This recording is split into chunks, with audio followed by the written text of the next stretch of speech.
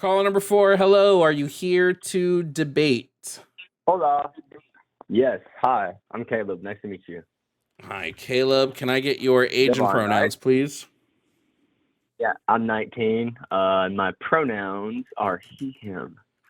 Okay. They were reserved them yesterday, but I'm feeling kind of fluid today. You know how that goes. No worries, no worries. Caleb, can I get your can you just let me know what you're calling to debate about? Yeah, so I feel like it's kind of hard to talk about trans issues without kind of circling back a little bit back and forth, to like, so 1 and 2, right, are kind of intertwined a little bit, I'd say, personally. But mainly for 2, I mainly wanted to talk about your position on perhaps the detransition movement and what you thought about people in that position.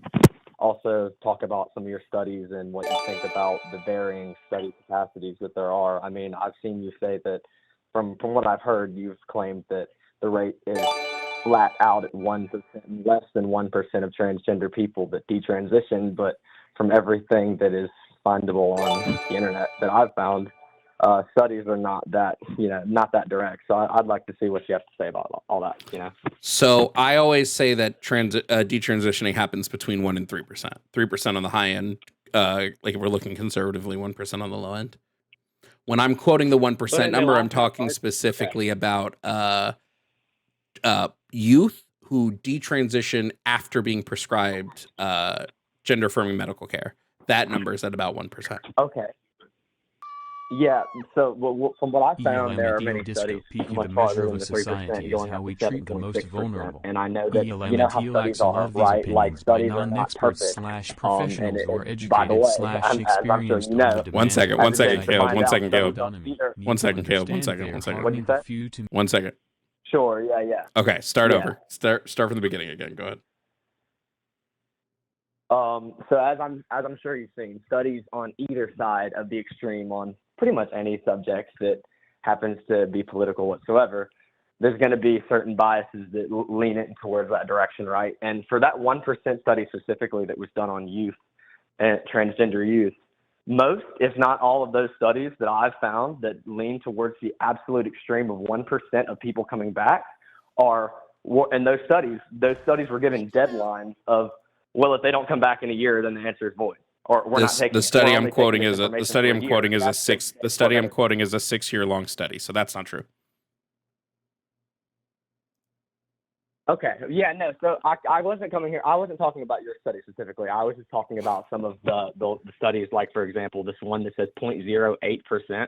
Like my question to you is, what would a movement's goal really be? Like to present a study knowingly presenting biases and bias to like points like that to get the number that low, if not to be the exact same thing of the opposite extreme political party that's just trying to take advantage of. What makes you think it's an extreme? You're putting, so you are placing a bias on this.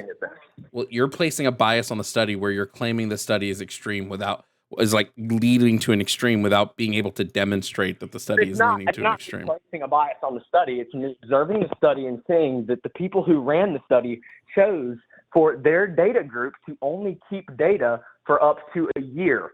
What study are you talking about? Because you're using what I don't care about these studies that I don't use in my. You're right. Like, what's the? I need to cite you the study. You're right. Give me 1 second.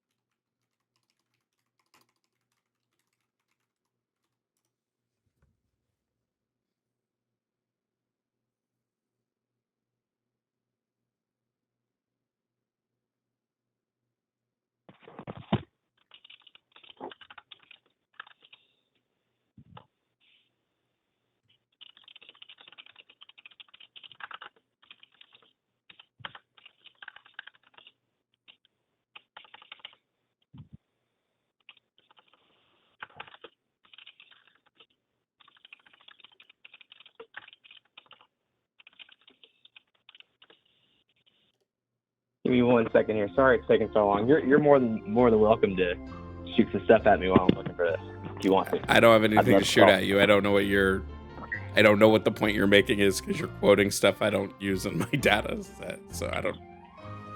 Yeah, but that's the issue, is that you have one database. That's kind of what I'm getting at. And there's other people pushing more far agendas that are kind of using the same things that you do and trying to imply that people don't exist. My opinion is that the detransition movement is funded by a lot of conservative media, right? And I'm willing under that basis to accept that it's probably a little bit extrapolated. But when you see the other spectrum try to pretend like those people don't exist, at the same time that you can, with your eyes, observe people in real life, make videos and be these people and have stories and see their perspectives, you know that there is in some way some kind of contradiction there, no? Especially when it's preserved to be 1% from your study, right? If you can show me the actual error in the data, then we can talk about the actual error in the data. All you're doing right now is speculating. I don't do speculation. Okay, yeah, sure.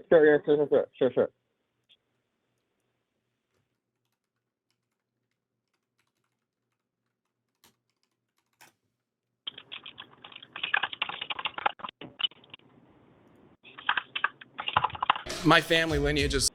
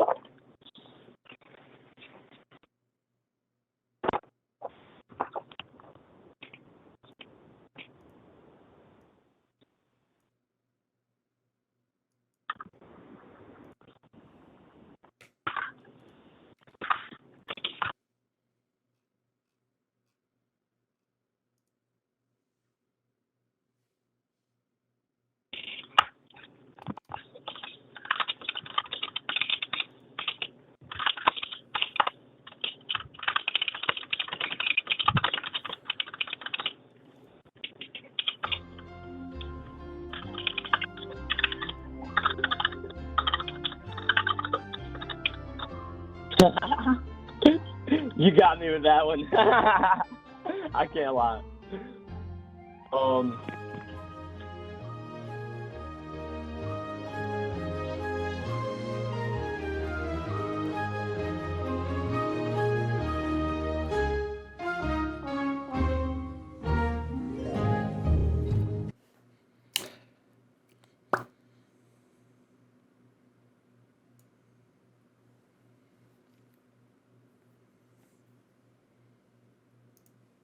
Still nothing?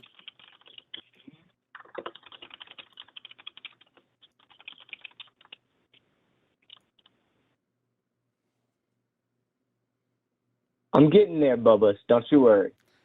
Don't you worry. I just don't know. I never have this much trouble finding a single study when people ask me to find Yeah, you're right. I should have had the sources prepared for this, and I know we want to get to the real core of the issue here, and I want to prove to you that I'm not just bullshitting you right now and don't at least care about the garbage or whatever that you think I'm putting out. Here's a study: detransition and reidentification among transgender adults in the United States, done by Turbinzale et al. In 2021. JAMA Network Open. Data source: strong cohort. Medical records. Kaiser. Sorry, what was the name of it again? Detransition and reidentification among transgender adults in the United States. We can go based off of this study. I haven't even looked at how they collected the data yet. But I know because it's such a low percentage that it couldn't have been in a... Well, hold on. Now you're just speculating again. Hold on. Now that's just speculation. I don't know. That's a bias. I agree. But, that's just what it seemed to have been from this topic. That's why I'm calling. That's why I wanted to see if it lined up. So let's check out. 2,242 people with at least one diagnosis code for gender dysphoria between 2006 and 2016. Detransition definition: any individual whose later medical record shows a change in recorded gender marker back to their sex assigned at birth, or a clinician note or diagnostic code indicating re-identification with birth sex after a prior transgender identification. Follow-up requirement. Check this out. Participants had to have less than or equal, or no, sorry, they had to have greater than or equal to 12 months of EHR data after the last gender-affirming visit to be counted, so that the brief or the locations didn't falsely appear as reversals, right? So anybody, so that doesn't sound like a lot, right? What? What are you talking about? So that doesn't sound like a lot. First of all, if you're looking at I'm sorry. Wait, what fucking study are you looking at? You have to think about that line. Oh, am I looking at the wrong one? I think I'm looking at the wrong one. Sorry, I'm looking at the wrong study. What was your title again? But it says Detransition and re-identification among transgender adults. Yeah. What's the DOI? What's the DOI number? Outcome. I'm only 0.08% of the cohort. What's the DOI number? That just speaks word. The DUI number is probably, I don't know, maybe E2127398. Huh? No, the DOI number. It should be at the top of the study. It's how like you find these studies. Because I'm not finding this one you're talking about. There's multiple ways to find studies. That's pretty interesting, but okay, cool.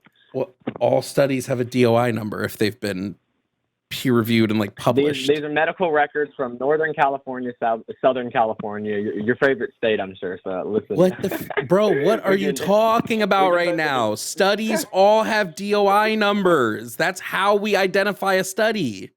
It's through the DOI. Okay. What are you doing? What's its DOI number? What's its DOI number for the guy with freaking mouse ears on YouTube? He needs to know. I'll ask because you can't look it up on Google. My bad, bro. The DOI are we dead ass right now? Is 10.1001. Oh, we're very dead ass, my friend.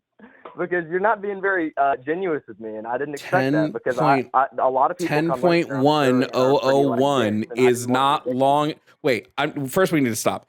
The disingenuous person here has been you the entire time, who made a claim without any sources to back up your claim. I am asking you for the source that you're reading to me right now, because when I type in that title into Google, nothing pops up. What it sounds like is you search ChatGPT and ChatGPT has made up a study for you. Because when I type in that title that you gave me, nothing pops up. I get a different study. I get detransition and desistance amongst previously trans-identified young adults. I typed in the title you gave me verbatim and nothing pops up. Interesting.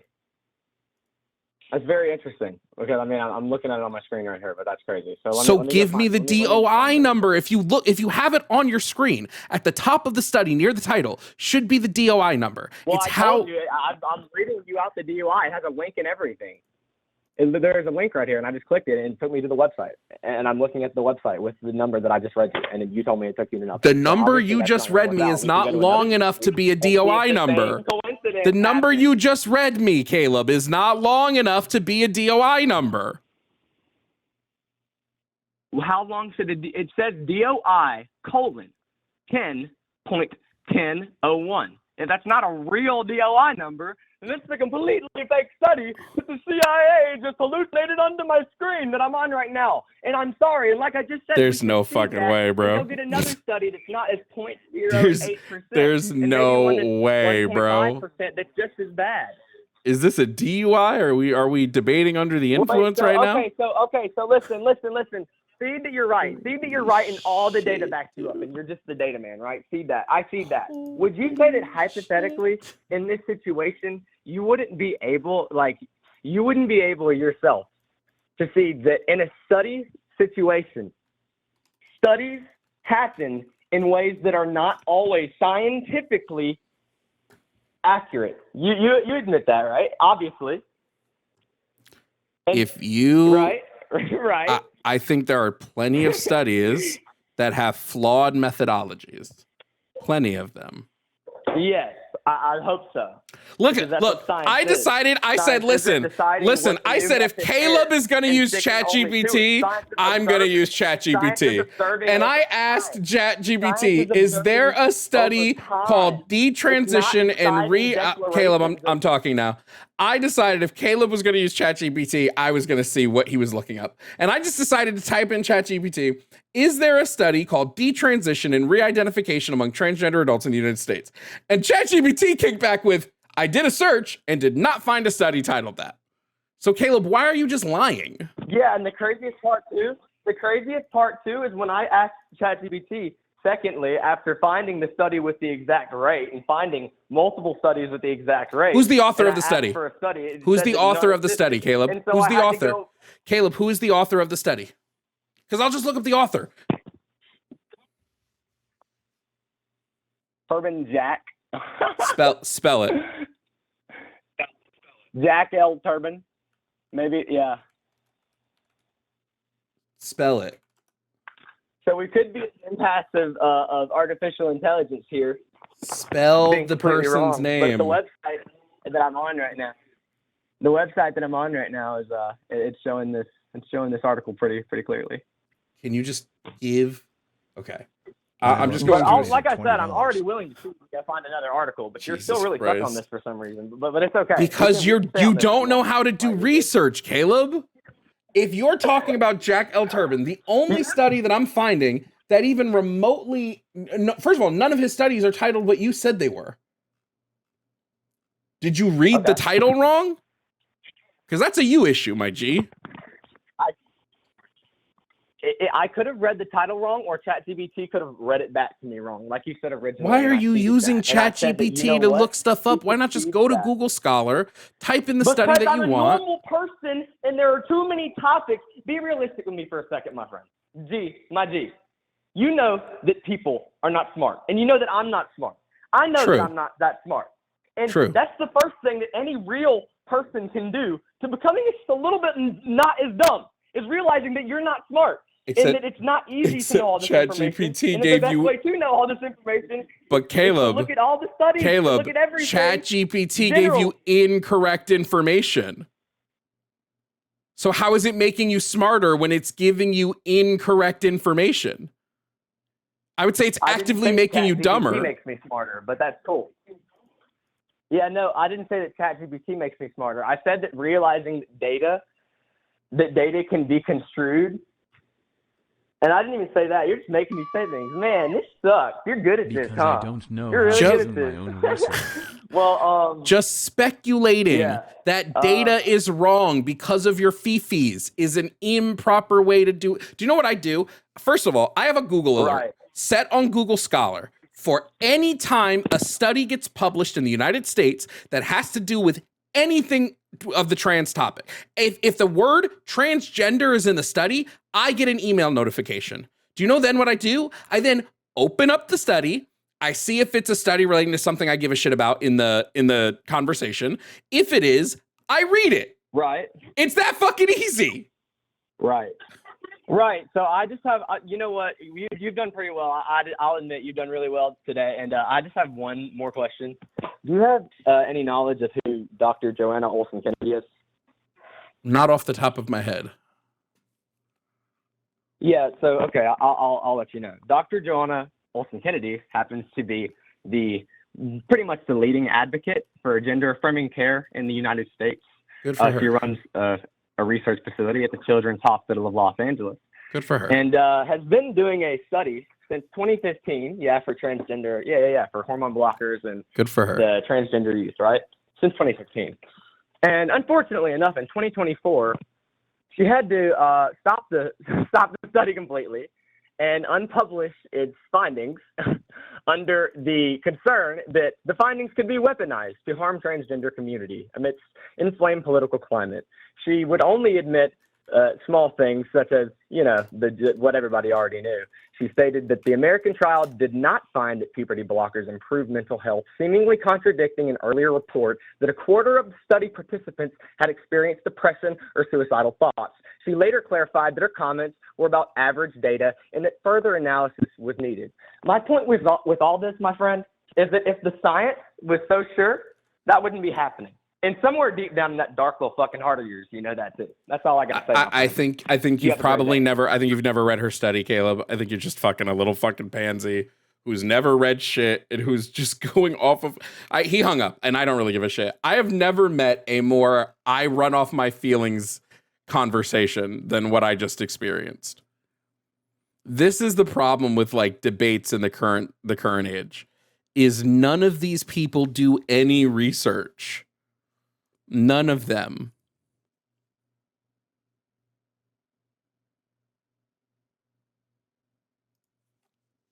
None of these people do research.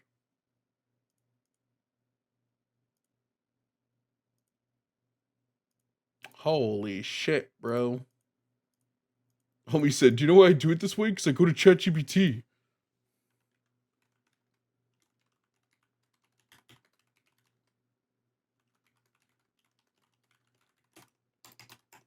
But I'll also say again, it doesn't surprise me sometimes that people won't, or let me phrase it this way.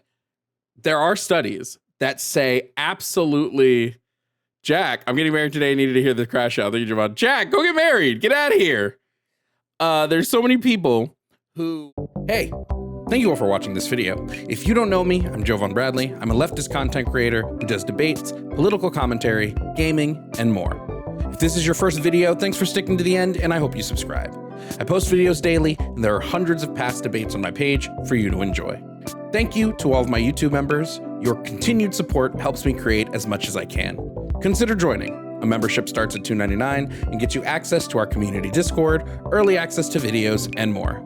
Shout out to my Tier 4 members, Ovaltine, Sylvia Snow, Bamji, Emery Imogene, Ayla Ursus, Zurith Moonpaw, Vel, Kelsey K, Jake Gorshander, Matthew Holloway, Kazim, Vampy, Yemye, and Dragon Nerd. Your continued support goes a long way to me continuing the fight for equity, justice, and education. Thank you again for watching.